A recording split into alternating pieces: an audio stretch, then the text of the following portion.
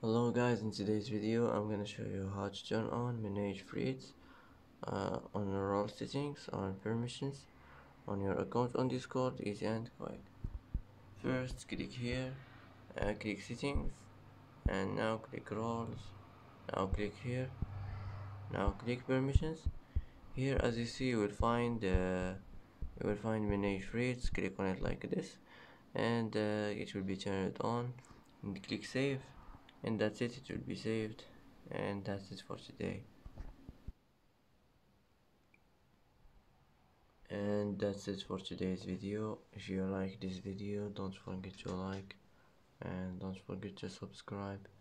I hope this video is helpful for you, and thanks for watching till the end, and see you in the next video.